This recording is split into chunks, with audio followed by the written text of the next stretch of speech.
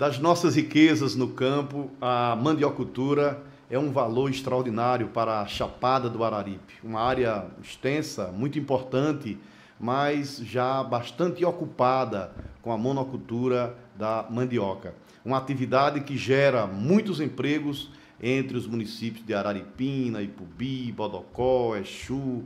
É uma área grande, inclusive para os municípios do vizinho estado do Piauí e também do Ceará. E hoje, no nosso podcast, vamos conversar com um dos especialistas, que tem profundo conhecimento sobre essa atividade, desde a plantação até a forma de colher e a forma de beneficiar a mandioca aqui nessa região. A região conhece, o agricultor conhece, trabalhou de forma rudimentar, introduziu muitas tecnologias importantes, mas essas tecnologias, às vezes implementadas, elas precisam chegar por mão de quem tem conhecimento, para poder o resultado, para poder a produtividade ser interessante e a lucratividade também. Circula muito dinheiro em torno da mandiocultura, gera muitas oportunidades para o campo. E para falar sobre isso e as novidades nessa parte de tecnologia da produção de mandioca, nós estamos aqui com o Dr. Sérgio Lucena. Ele é engenheiro agrônomo e está há 14 anos em nossa região. Ele veio para a cidade de Araripina para startar, como ele gosta de dizer, para instalar e começar a funcionar a empresa Max Amido. E com ela, fazer o trabalho de fecularia de amido de mandioca aqui na cidade de Araripina, aumentando ainda mais a necessidade de ter uma boa produtividade na mandiocultura em nossa região. E é esse homem que nós conversamos com ele a partir de agora. Sérgio Lucena, uma alegria lhe cumprimentar. Olá, Everaldo, Irã, é com muita satisfação que eu os cumprimento. Dizer para você que a satisfação é maior ainda quando a gente chega à razão, à verdadeira razão do seu trabalho, que são os seus ouvintes, no canal Everaldo Nascimento no YouTube. Vamos falar de muitos assuntos interessantes para a sociedade regional. O motivo de a gente ter convidado Sérgio Lucena aqui é porque está sendo introduzido um drone para poder fazer pulverização aérea na mandiocultura e outras atividades também. E a necessidade, parece uma coisa simples, mas é bom a gente ter conhecimento. Teve até um dia de campo para orientar aquelas pessoas interessadas. Nós temos, como já dissemos, uma área grande, muito extensa, e cada tecnologia que vem, cada ação na área tecnológica que chega para ajudar a produtividade e o homem do campo, claro que isso é importante. Que novidade é essa? Como é que está essa questão de introdução do drone para pulverizar nas áreas de mandiocais aqui na Chapada do Araripe, Sérgio? Meu caro Everaldo, eu costumo dizer sempre que a diferença do remédio para o veneno é a dose. Óbvio que cada tecnologia que a gente vem trazer, ela tem que ser muito bem estudada, muito bem analisada e, sobretudo, tem que ter um cuidado muito grande, muito específico, mas que ela venha trazer melhorias para a comunidade local. Nós estamos falando hoje de uma tecnologia, Everaldo, drone, que tem vamos dizer assim, utilizada hoje aí para bombardear navios utilizados na guerra, e nós precisamos utilizar essa tecnologia em desenvolvimento do homem do campo, da comunidade local. Veja você que a gente viu aí no show rural da Copavel, que está acontecendo lá no Paraná, um robô desenvolvido para ir fazer serviços perigosos, como desativar uma bomba, coisa nesse sentido. Um drone que tem uma margem de erro aí de 10 centímetros de aplicação, teleguiado por satélite, nós temos sim que aproveitar essa tecnologia para que a gente possa beneficiar e trazer, vamos dizer, o bem-estar para a comunidade, sobretudo quando se trata de aplicação, às vezes, de produtos químicos que poderiam vir trazer algum problema de insalubridade à comunidade local nossa. Então, especificamente, Sérgio, o que foi apresentado no dia de campo com relação a isso? Quem não teve acesso, o que é que precisa saber? Alguém não conhece ainda o que faz o drone, nem como ter acesso. O que é que precisa fazer? O que é que precisa ser dito nesse momento para o produtor que não teve no dia de campo?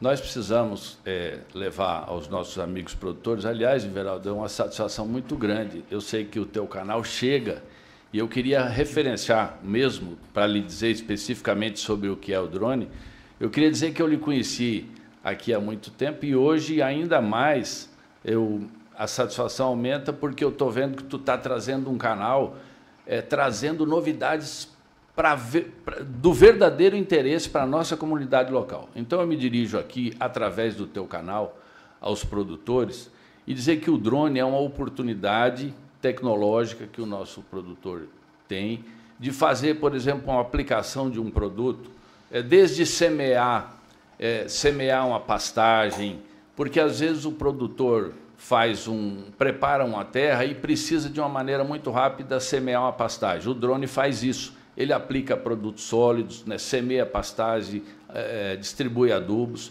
mas especificamente o que nós vimos, Everaldo, aqui no dia de campo hoje, foi a aplicação, no caso, de herbicidas e de inseticidas para controle de pragas, para controle de ervas daninhas.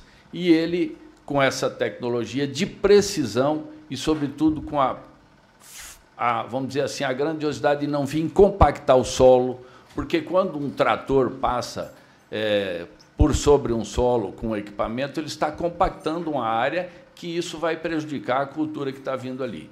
E, às vezes, o mais importante, quando a gente vai fazer um controle de uma praga, de uma lagarta que está dizimando os mandiocais daqui, a gente tem que ter habilidade. Hoje não dá mais para ficar perdendo muito tempo.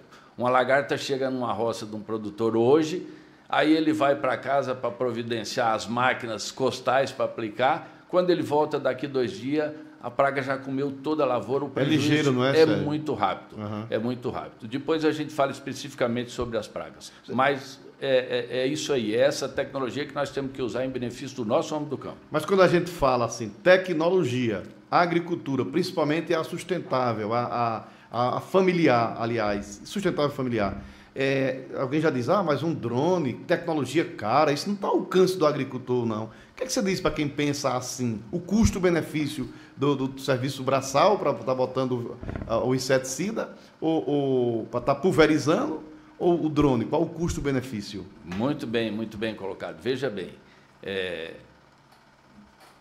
para começar, veja bem, quando o homem do campo vai fazer a aplicação com a máquina costal, Everaldo, um homem precisa 2 homens-dias para aplicar uma tarefa de terra. Hoje, um homem no campo, para esse serviço específico de aplicação de produtos químicos, é uma diária que varia aí de 150 a 180 reais. Então, se ele for avaliar esse custo, ele vai estar gastando aí 300 reais por tarefa para fazer a aplicação daquele produto, sem contar a exposição à insalubridade de produtos químicos que normalmente o homem do campo não tem esse cuidado, não usa luva, não usa roupa de proteção. Com esse equipamento, com esse drone, a gente consegue fazer isso, uma aplicação a um custo muito menor. Então, é extremamente viável sob o ponto de vista de custo, é extremamente viável sob o ponto de vista de atender na hora e no momento que mais, vamos dizer assim, a lavoura, a agricultura precisa, Everaldo. Essa é a questão. Mas eu estou aqui à disposição, faça os questionamentos que o amigo precisa. Porque a mandiocultura, você parece que lhe entusiasma, é entusiasta, você vem do Paraná, quando fala, você vê o Pararipina para fazer um serviço específico. E a região, o potencial que nós temos aqui parece que lhe entusiasma, porque nós temos ainda muito mais caixa para crescer. Exatamente, Everaldo. Realmente isso. Obrigado pela tua percepção, Everaldo. Tu percebes isso. Me lembro, Everaldo, que quando eu cheguei aqui, e eu posso citar nomes de amigos meus, né, que a gente começou um trabalho. Eu vou só dar um dado aqui, fugindo um pouco do drone. Nós temos uma produtividade média, Everaldo, na agricultura aqui da Chapada daqui do Araripe, de 10 toneladas de mandioca por hectare. Essa é a produtividade média. Nós fizemos trabalhos específicos, trabalhos de tecnologias que a gente vem trabalhando, aprendendo com as pessoas daqui, trocando ideia. um trabalho de análise de solo, um trabalho de correção de solo, um trabalho de adubação, um trabalho de seleção de manivas, um trabalho de controle de pragas, onde nós alcançamos 30 toneladas por hectare. E isso eu posso citar porque nós tivemos um trabalho desse na propriedade de João de Adernil, nós tivemos uma produtividade recente de um grande amigo meu, quero mandar um abraço, Galdino, que ele também, no lado, Everaldo, ao lado dele produziu-se 2,5 toneladas, 3 por tarefa, o que dá aí 10 por hectare, e ele produziu 27 toneladas por hectare. Isso é fruto da gente aplicar tecnologias de correção de solo, manejo de solo, momento de preparar o solo. Nós temos que tomar muito cuidado, é que a nossa janela de plantio aqui ela é muito pequena, Everaldo. Então, nós não podemos perder tempo. A hora que chove aqui é o momento que a maniva já tem que estar no chão para aproveitar a água, que é escassa, e ela dá um bom desenvolvimento. Mas, normalmente, a gente perde tempo quando está chovendo preparando o solo. Isso nós temos que fazer antes. O solo tem que estar preparado para, quando chover, a gente botar a semente e ela germinar e dar uma boa produtividade. Eu estava falando agora há pouco sobre a questão da introdução do drone. Quando chega também tecnologia, eu vou voltar só um pouco mais nessa questão para fechar, pode-se entender que diminui a questão da mão de obra. Na verdade, nós ainda temos uma mão de obra escassa, por incrível que pareça, ainda falta realmente gente para trabalhar. O drone tiraria empregos de trabalhador da área? Everaldo, tu tens uma grande sensibilidade, uma vez a gente já falou sobre isso. É fato que a tecnologia vem, Everaldo, e a gente está aí, essa tecnologia está evoluindo, e não adianta mais a gente usar aquele jargão de dizer assim, temos que amarrar, temos que segurar o homem do campo no campo. É fato que os filhos dos nossos agricultores estão vindo para a cidade, aqui é um grande polo gesseiro, oferece emprego e renda, e está ficando escassa a mão de obra no campo, tá certo? Então, eu posso lhe afirmar com certeza que isso não vem tirar posto de trabalho de ninguém no campo. Pelo contrário, isso vem desenvolver um trabalho que tem uma certa insalubridade, que seria a aplicação de produtos químicos, aonde hoje já não mais tem gente para isso. Então, não é o caso. E outra, vem proporcionar aplicação de produtos na hora que precisa. Porque não adianta você dar um medicamento depois que a planta já está doente. Você falou sobre essa questão da presença de pragas na produção. Então, qual é exatamente a necessidade dessa pulverização? Porque entende-se que é muito baixa a questão de pragas ou de doenças na mandiocultura, mas isso não é verdade. Tem muito inseticida, tem muito insetos a serem combatidos. Veja bem, Everaldo. À medida em que a gente vai crescendo, profissionalizando, eu tenho grandes amigos aqui, obviamente, peço perdão em citar o nome de alguns e não citar dos outros. Mas sim. Mas, veja bem, eu tenho aqui Carlinho de Mauro Gomes, eu tenho aqui João de Adernil. Esses produtores começaram a investir naquilo que a gente acreditou lá em 2010, 11, 12, acreditou que seria necessário. Então, Everaldo, veja bem, quando a gente investe em uma análise do solo para ver o que o solo precisa para a planta estar bem nutrida, quando a gente planta e dá a comida necessária para essa planta, ou seja, a gente aduba, quando a gente controla as ervas daninhas para que as ervas daninhas não venham a competir com essa mandioca, e quando a gente faz os tratos culturais adequados, aí a gente começou a investir um pouco mais. Óbvio que a gente vai ter mais produtividade, mas vai ter um pouco mais de investimento. Mas, consequentemente, dá retorno também. Mas dá retorno. Então, aí é momento que a gente precisa começar a se preocupar com todas aquelas variantes que podem diminuir a produtividade final. Existe aqui muitas pragas. As mais importantes que estão atacando hoje aqui, eu vou citar que os produtores aí vão entender. Nós temos aí o mandarová da mandioca, que, por sinal, está dizimando as lavouras. Nós temos aqui a mosca branca, o percevejo de renda, a mosca do broto, a broca do caule, o ácaro. Mas é muito importante que a gente coloque, Everaldo, que a gente tem que ter um conhecimento da fisiologia, da vida desses insetos Então, não pode estar aí aplicando produto de qualquer forma, porque existem muitos produtos biológicos e a questão de controle natural que deve primeiramente ser seguida, Everaldo. Qual é esse entusiasmo que a gente fala da mandiocultura na região? Qual é a área agricultável de mandioca? O que é que já tem de área ocupada? Porque eu falei agora há pouco nas divisas, Araripina, Ipubi, divisa com Piauí, Ceará. Mas qual é a área que nós já temos hoje ocupada e o homem do campo dentro, produzindo e gerando emprego e divisas para a nossa região? Everaldo, eu preciso ser muito honesto contigo e te dizer que a gente não tem aqui um número exato disso. Até eu faço um apelo aí para todas as secretarias que a gente buscasse fazer esse levantamento. Então, eu procuro buscar informações com as pessoas que são bastante ligadas. Eu quero fazer uma referência aqui em Salitre ao seu Elias Nogueira, um grande batalhador, tá? E eu tive lá um dia desses, onde eu fui conversar com ele sobre o que ele achava da vinda do drone. Ele foi um entusiasta, e aí, conversando com ele, conversando com o nativo, que é do Araripe, ele diz, só aqui no entorno de Salitre, por perto aqui, Salitre, Araripina, Marcolândia, por aqui, nós temos 60 mil hectares de mandioca. Eu digo, senhor Elias, ele diz, com certeza, no mínimo 60 mil hectares de mandioca nós já temos sendo cultivada hoje. É muita área, né? É muita coisa. 60 mil hectares de terra.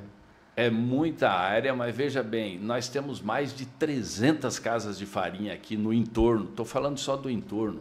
E nós temos aqui uma fecularia, né, eu chamo Max Amis porque eu vim para cá, quando é Maná Alimentos, né, que ela tem um potencial de consumo grande, de beneficiamento de mandioca muito grande. E está vindo outras indústrias para cá. Nós temos ali no Araripe, do seu Mariano Mazuco, uma fecularia que já está prestes a funcionar. Então, vai demandar cada vez mais mandioca, portanto, nós vamos cada vez mais valorizar o homem e o produtor daqui, porque cada vez mais ele vai ter onde mais e melhor vender os seus produtos. Primeiramente, era só para farinha, hoje já temos uma grande infinidade de destino para mandioca. Consegue-se produzir numa área dessa, ampliar a área, mantendo a questão da reserva legal, da área de proteção, da área de reserva legal na Chapada do Araripe?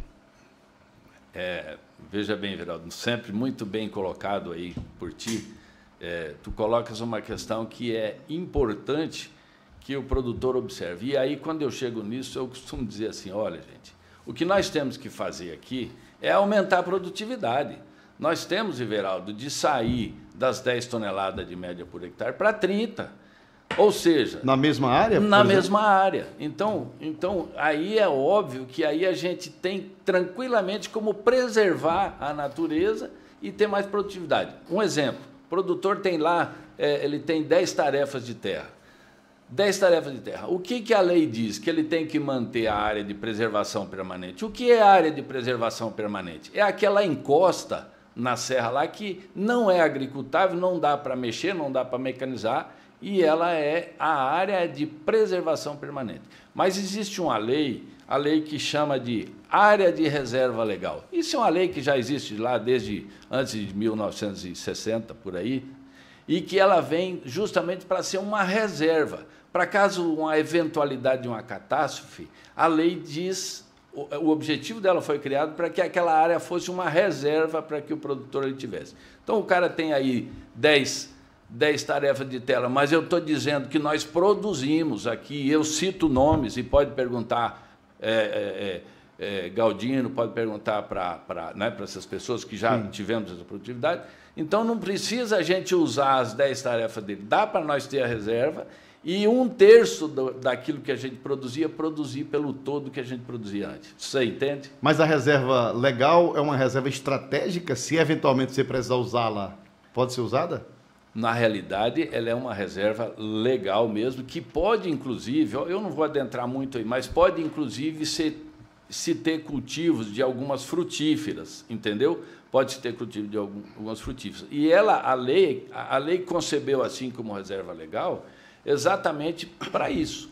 Se numa catástrofe, se num problema, possa o agricultor se servir daquela área para se socorrer. Obviamente que ela deve ser mantida como uma reserva legal, para preservar o bioma, da região daqui, entende? Sérgio Lucena, nós estamos falando assuntos diversos dentro da cadeia de mandiocultura.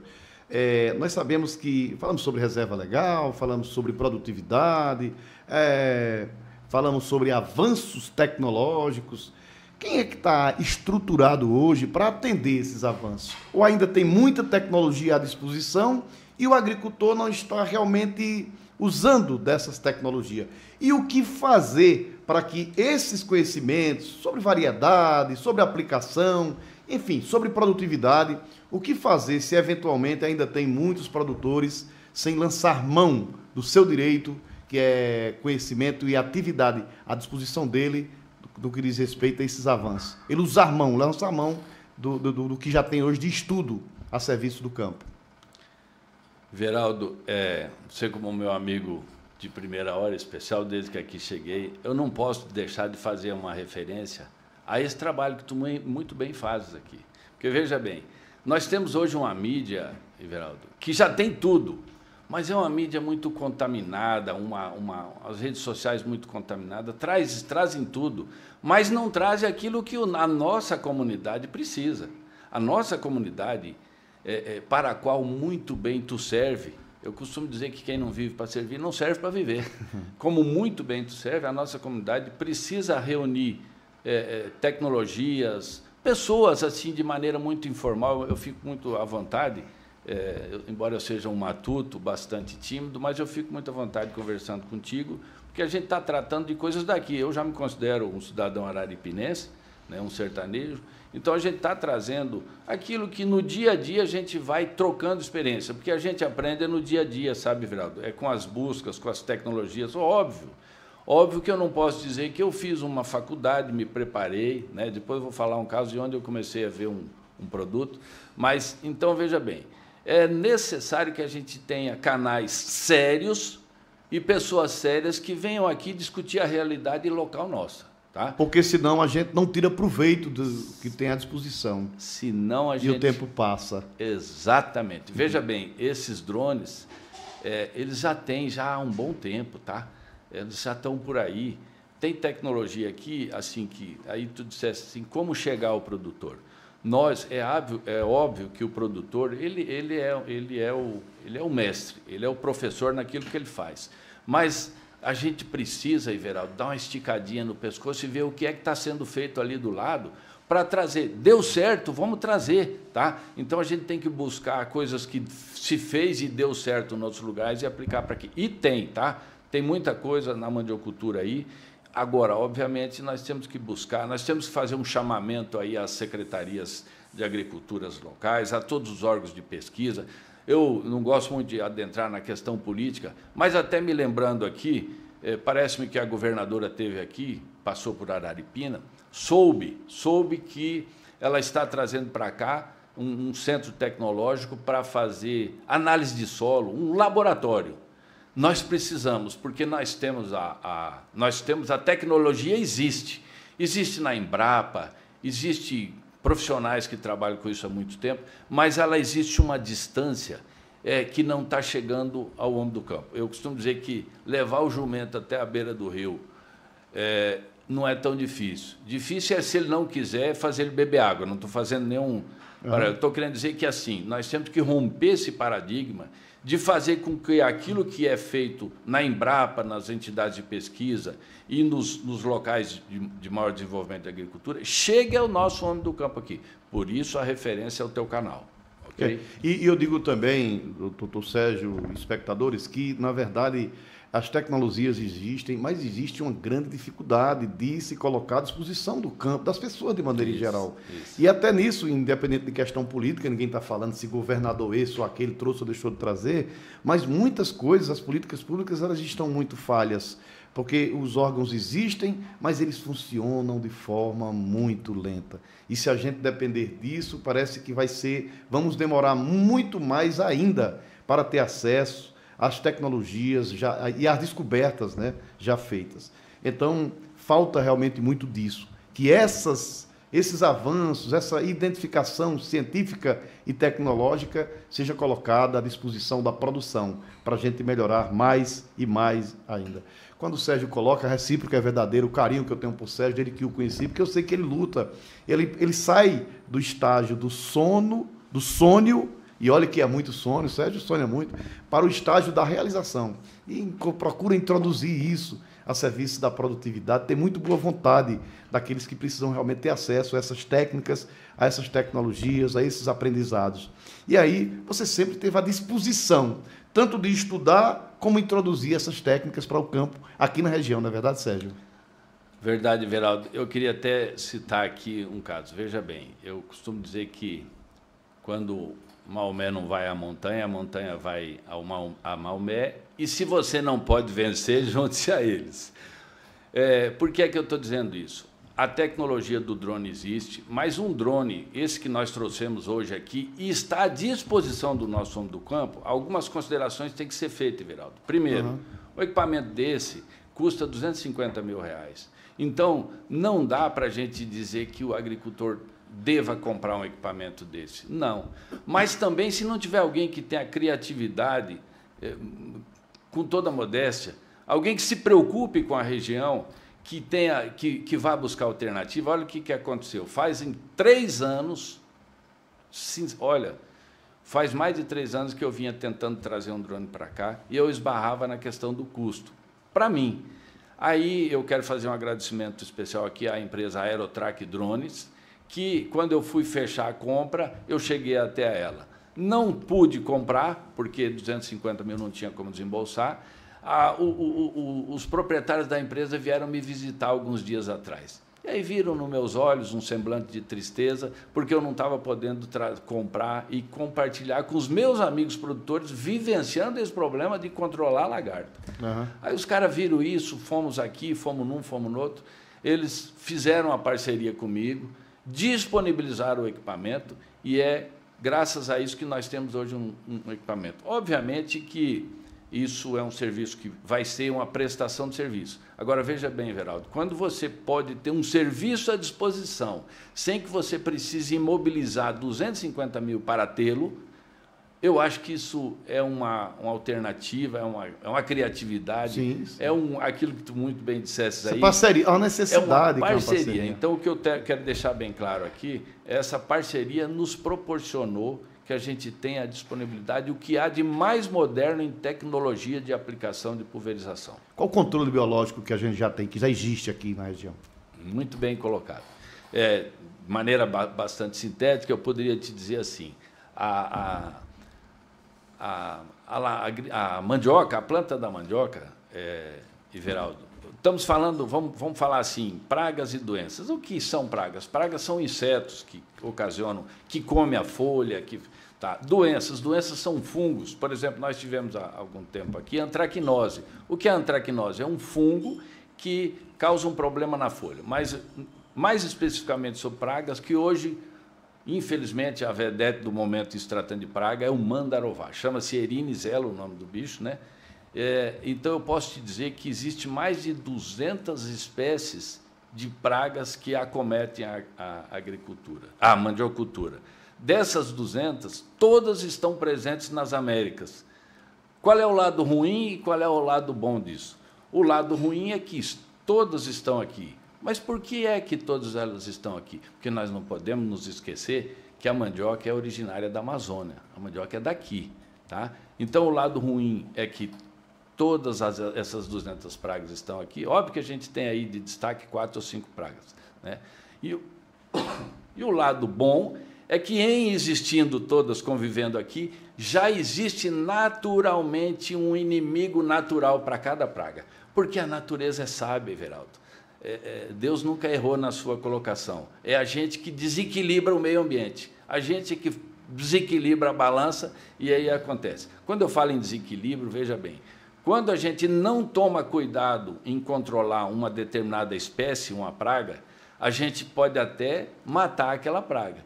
Mas se a gente não tiver um cuidado, um manejo adequado, a gente mata junto todos os inimigos naturais que já existem nessa convivência, nesse controle. E aí na próxima revoada, na próxima remessa que as pragas vêm, elas vêm com muito mais força, por quê? Eu matei dessa vez a lagarta, mas eu matei todo mundo que comia ela. O inimigo natural você eliminou. Então, tu estás perguntando de controle biológico, não é isso? Já existe aí, existe uma bactéria, chama-se Bacillus thuringiensis, que naturalmente está aí convivendo na natureza. E eu quero fazer aqui uma colocação, Everaldo. Em 1984, quando eu estava fazendo agronomia em Lages, na Universidade Estadual de Lages, eu fiz um estágio na Impasc, empresa de pesquisa catarinense, e nesse estágio uma agrônomo, uma cientista, porque existe cientista, existe doutores em todas as áreas, né? Eu costumo dizer que o doutor do campo é o nosso agricultor, porque ele tem a especialidade sobre aquilo, né? Então, voltando aqui, em 1984, uma pesquisadora, que não me recordo o nome, começou a observar, Everaldo, que algumas lagartas, essa que eu estou falando, especificamente a Erinizelo, que tem especificidade, a Erinizelo, ela estava ficando doente, no meio de tantas as outras. O que é que essa pesquisadora fez? Ela foi lá, coletou essa do meio ambiente, né? Veja que ela já estava sendo controlada naturalmente, ou seja, o inimigo natural. Só que aí ela levou para o laboratório e descobriu um vírus, que foi batizado por Baculovírus erinis. Quem é esse vírus? É um vírus que adoece especificamente aquela espécie de lagarta. O que ela fez? Ela foi lá, pegou uma meia dúzia de lagarta doente, fez um suco de lagarta e pulverizou nas outras que estavam sadias. Ou seja, infelizmente, né, eu vou usar uma coisa que a gente passou recentemente, é uma Covid que aconteceu para os genótipos, né, humanos, que ataca especificamente o Erinizelo, a lagarta da mandioca. Tá? Então, o que de melhor a gente tem de tecnologia de inimigo natural, além do Bacillus thuringiensis, que é uma bactéria, nós temos esse vírus. Ah, mas o que é que precisa fazer? Bom, aí a gente teria aqui umas 2 horas de explicação. A gente precisa saber, conhecer a vida, a fisiologia dessa planta. De maneira bem sintética, uma planta dura uma lagarta, do início ao fim da vida dela, dura em torno de 12 a 20 dias, depende da temperatura, depende do meio ambiente. Mas ela passa de 2 a 5 dias como ovo, porque essa lagarta ela é um lepidóptero. O que é lepidóptero? É uma mariposa. Então, para nós aqui, ela é uma mariposa. Essa mariposa vem e põe um ovo. Esse ovo dura de 2 a 5 dias. Mas aí tu pode me perguntar, mas para que interessa isso? Já vou te dizer. Depois que ela sai do estágio de ovo, ela eclode e vira lagarta. Esse é o momento que ela come as folhas da mandioca. Os agricultores estão ouvindo, sabem disso. Essa lagarta pode durar também até 20 dias. Ela tem 5 instares. O que é que são isso? São estágios de vida. Mas ela causa o maior dano, Everaldo, no último instar. Quer dizer, no momento em que ela está maior, que a lagarta ficou maior, ela come mais. Então, significa dizer que nós temos que, do 1º ao 4º estágio dela, nós temos N chances de controlar, de fazer com que os inimigos naturais, controle biológico, combatam essa lagarta sem que ela chegue grande, para que o dia que ela chegar grande, uma lagarta pode comer quase 20 folhas por dia. Imagina o estrago que ela faz. Você entendeu? Agora, quando ela chega no estágio desse 5º estágio, aí a gente tem que usar um controle químico. E como é que você usa um produto químico? Eu não vou citar nomes aqui, mas você tem que usar um produto químico que ele seja específico para aquela praga. Existe, tá, Everaldo? Uhum. É para isso que tem pesquisa.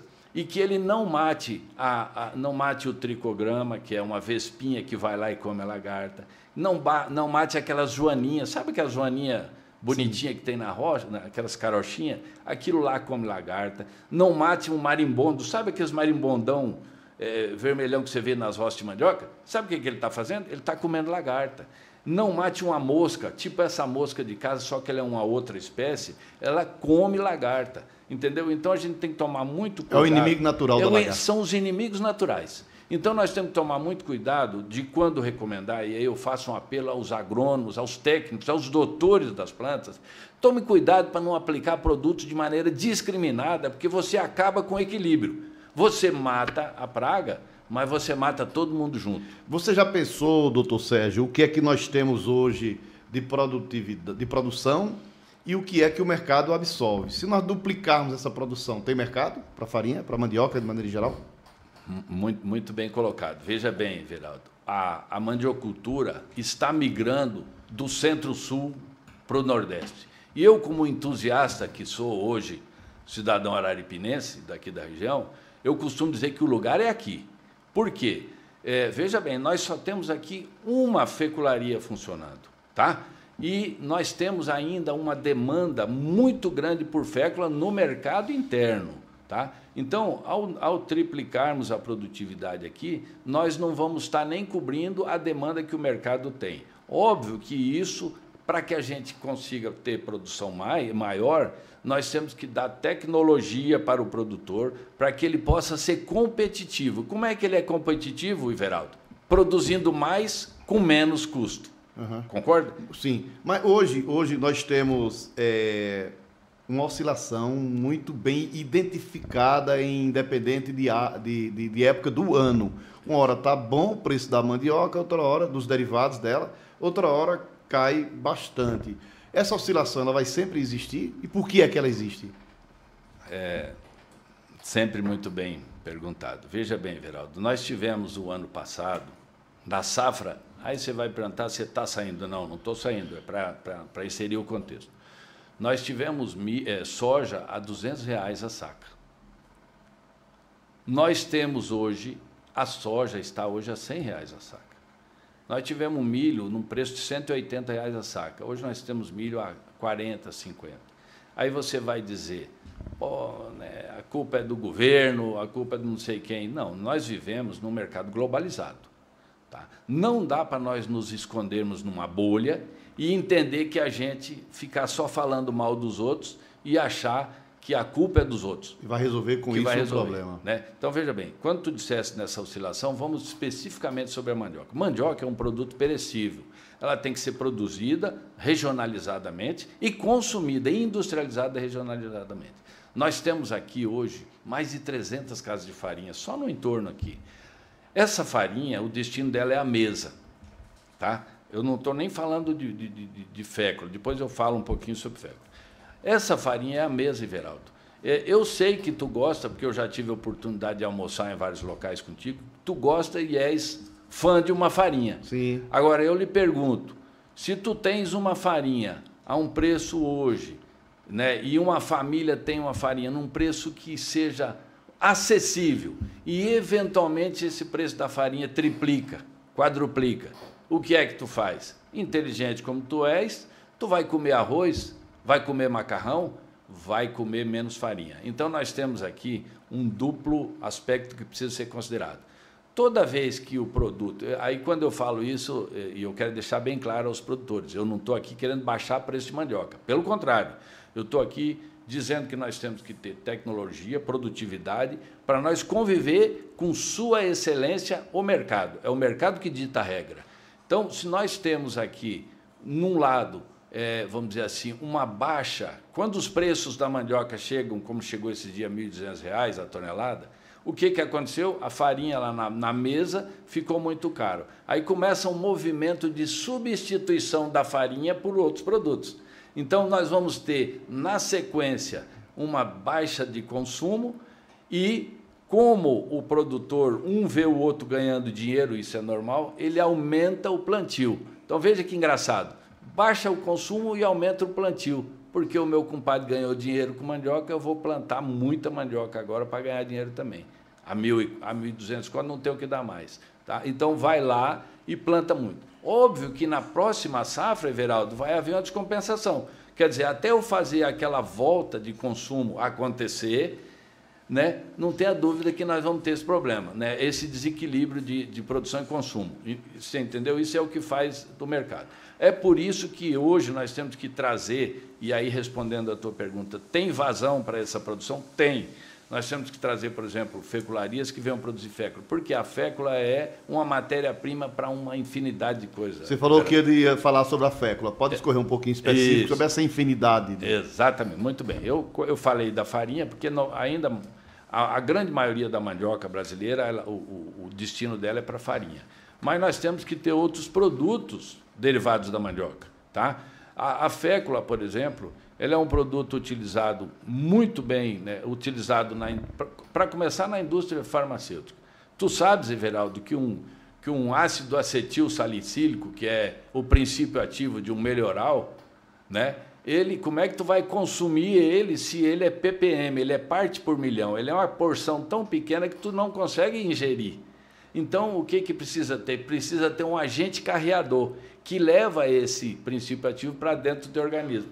Então, tem que ser um produto, não pode ser petróleo, tem que ser um produto que não faça mal para ti. Então, a fécula, que é um hidrocarboneto, né, que é um produto 100% natural, ela é aquele bolinho maior que você vê, é fécula.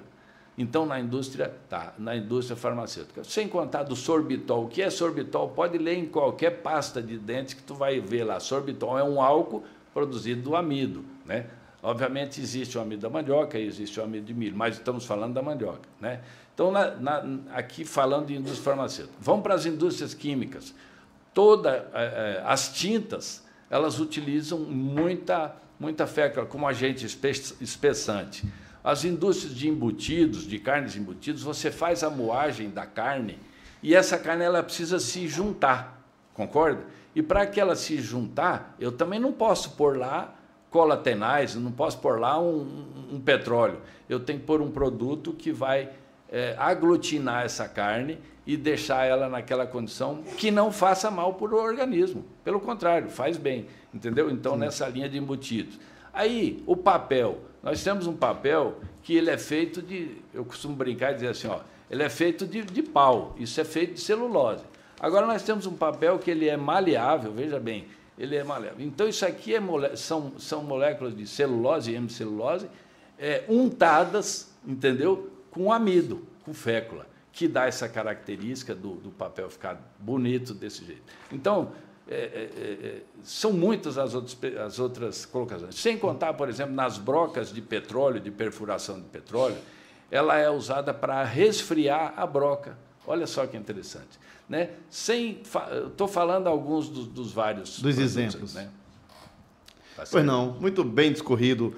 O doutor Sérgio Lucena, ele falou sobre os dias que teve aqui, as amizades, as pessoas que acreditaram e acreditam nas tecnologias para a mandiocultura, mas também, pelo que eu vejo, nós estamos concluindo aqui o nosso podcast, é que a sua amizade, as suas rodas de conversas, a sua vida social é em torno dos amigos que conhecem o campo, a agricultura, principalmente a mandiocultura. Foi também nesse período que você mora em Araripina que você fez o seu ciclo de amizade. Foi no meio do campo, especificamente da mandiocultura.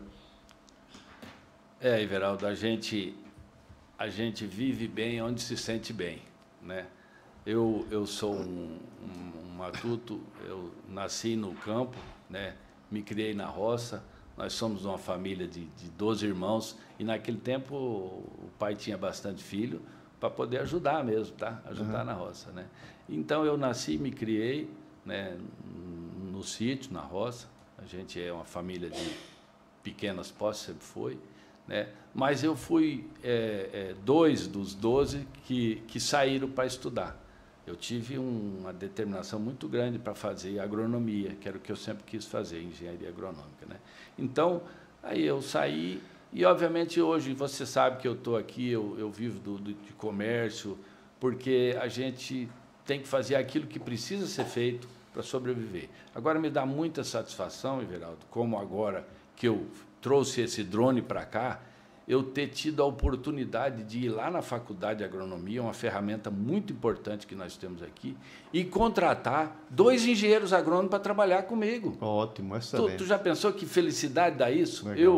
Eu, cidadão araripinense, dando oportunidade para 2 agrônomos. E veja que esses 2 agrônomos, um é o Alexandre, esse menino, o outro é o Marcelo, esses meninos se formaram esse ano e sabe o que eles estavam fazendo? Não é demérito nenhum, não é demérito nenhum. Estavam trabalhando na roça. Então, veja bem, A satisfação da gente poder conviver no meio dos agricultores é essa, é você dar oportunidade para pessoas que precisam daquilo que tu desenvolves. Não adianta, Everaldo, eu vir aqui fazer alguma coisa que não possa ser aplicado para a melhoria, para o bem da comunidade. Afinal de contas, eu quero andar aqui de cabeça erguida sempre, tá? De maneira que eu possa, óbvio, Everaldo, que eu preciso ganhar dinheiro para sobreviver. Por isso, esse drone eu estou trazendo, ele é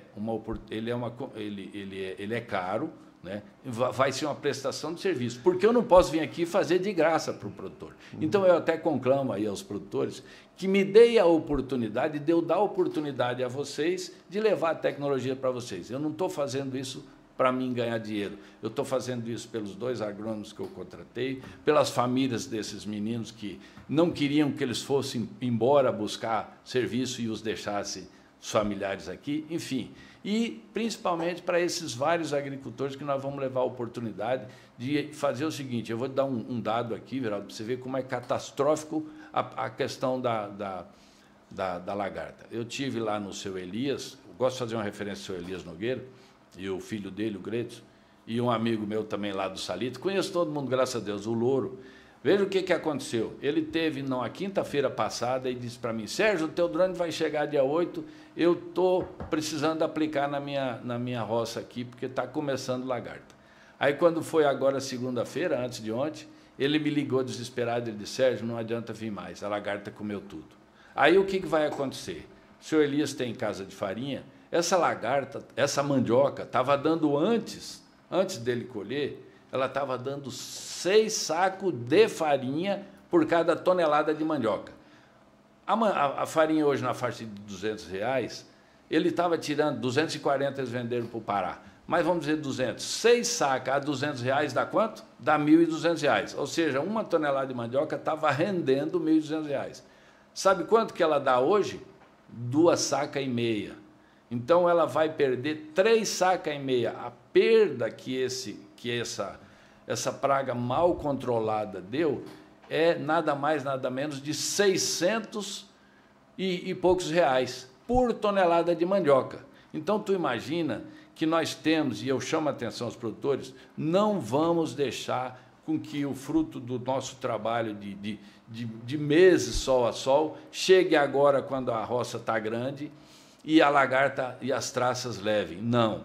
Por isso que eu estou aqui muito entusiasmado com a vinda desse drone, porque, veja bem, me disse o Louro, Sérgio, eu não tenho como entrar na roça, a roça está muito grande, como é que eu vou botar um menino, um homem, com a máquina nas costas, jogando veneno e o veneno vindo na cara dele? Ruim para o homem, ruim para a própria produção, porque pisa tudo. Porque pisa, quebra. E ele disse, eu não posso entrar com trator porque quebra todas as manivas. Você já viu? Sim. Aí, então, eu digo, aqui está a tecnologia. Ele voa sobre essa área, com a precisão de 10 centímetros, aplica o produto que a gente vai usar no local certo e, sobretudo e principalmente, na hora certa. Ou seja, nós vamos prestar um serviço aqui com esse drone, Veraldo, que o agricultor vai chegar na roça dele. E eu digo assim para os produtores, olha, visitem as suas roças no mínimo semanalmente, porque quando você vê que tem uma mariposa voando, dali uns dias tem o ovo.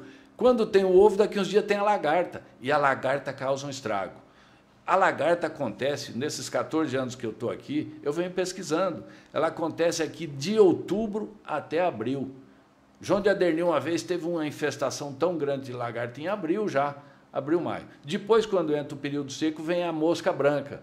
Então, o que eu quero dizer aqui é que a gente tem que cuidar, nós não podemos empreender um trabalho grande e deixar com que as pragas deem um prejuízo desse como dá, tá certo? Então, é para isso que eu fiz esse esforço e é por isso, Everaldo, que eu fico satisfeito por ter feito essa parceria com essa empresa, mesmo eu não tendo dinheiro para comprar, pagar 250 mil no equipamento, a empresa olhou em mim e disse, vamos dar uma ajuda para esse cidadão aí, porque ele está imbuído com outras causas. Eu não estou, nesse negócio eu não estou ganhando nada, eu sou honesto. O que é que eu estou ganhando? Eu estou ganhando a satisfação de trazer uma tecnologia e diminuir os prejuízos que os nossos homens do campo têm. e está absolutamente dentro do seu entusiasmo de falar e principalmente de ter uma ação concreta no que diz respeito a colaborar com o desenvolvimento do campo da mandiocultura, da mandiocultura aqui na região do Araripe pernambucano. Sérgio, eu também fiquei muito feliz com a sua estada aqui, conversar mais uma vez com você, um instrumento de imprensa, de comunicação com a sociedade, para que através desse veículo a gente possa oferecer um serviço à coletividade. Te agradeço imensamente por ter vindo e tenho certeza que aqui fica um conteúdo importante para as pessoas acompanharem, principalmente os agricultores, os produtores de mandioca da nossa região. Geraldo, eu que te agradeço, como eu disse já no início, sobretudo pelo teu discernimento de trazer, sabe? De trazer, porque na realidade a gente tem que buscar aquele que quer. Se o cara não quer, não adianta. Mas de trazer quem queira para levar informação para o homem do campo, mas para trazer coisas voltadas para a nossa comunidade local. Tá? Parabéns por esse canal, parabéns por essa iniciativa. Tá? Quisera Deus se tivéssemos tantos homens, tantos canais com essa visão de foco, visão de localidade, de prestar um serviço na comunidade. Eu vejo assim tu fazendo aí, como se tu estivesse prestando conta a uma comunidade que, de certa forma, é o fruto do teu trabalho. Tá? Então, muito obrigado, eu fico muito feliz. E te dizer que estou aqui à disposição, buscando sempre trazer mais tecnologias para cá. Agora, a partir desse ano, até porque eu já faço experimento nisso desde 2012, eu estou trazendo uma tecnologia de plantio direto na mandiocultura. Aí, só discorrendo rapidamente, até para não entrarmos no outro assunto, outra hora eu venho aqui dizer sobre isso. Plantio direto, eu estou dizendo o seguinte: nós temos que preparar a terra antes do período de chuva, a janela de plantio pequeno, fazer a semeadura de uma espécie vegetal que faça a cobertura do solo. Eu costumo dizer que quando a gente faz essa cobertura do solo, é como se nós botássemos um guarda-chuva na maniva de mandioca para ela não cozinhar. Tá? O agricultor vai entender o que eu estou falando aqui. Ele sabe que muitos plantam e a maniva cozinha. Então, veja bem, eu estou trazendo isso, já estou fazendo com alguns produtores, mas eu quero, vamos dizer assim, levar isso aos nossos amigos. Por quê? Porque aí a gente vai preparar a terra, tem uma cobertura de solo para dar matéria orgânica para o solo, plantamos e aí a gente pode aproveitar o período de chuva para plantar. Mandioca precisa de uma água boa para nascer e uma outra boa água para cozinhar, dizem assim os agricultores. Mas é fato que nesse período que se planta, quanto mais umidade ela tem, maior crescimento ela tem. Nós não podemos deixar de dar comida para a mandioca, tá? Nós temos que adubar esse plantio. Tá? Muito obrigado, Everaldo. Sempre às quinta-feiras, às 19 horas, estamos com um programa inédito jogando aqui pelo canal Everaldo Nascimento no YouTube. Agradecemos a Solo Digital, produção Irã Rodrigues, pela parceria e pela transmissão dos nossos programas, das nossas entrevistas, dos nossos podcasts aqui no canal Everaldo Nascimento no YouTube.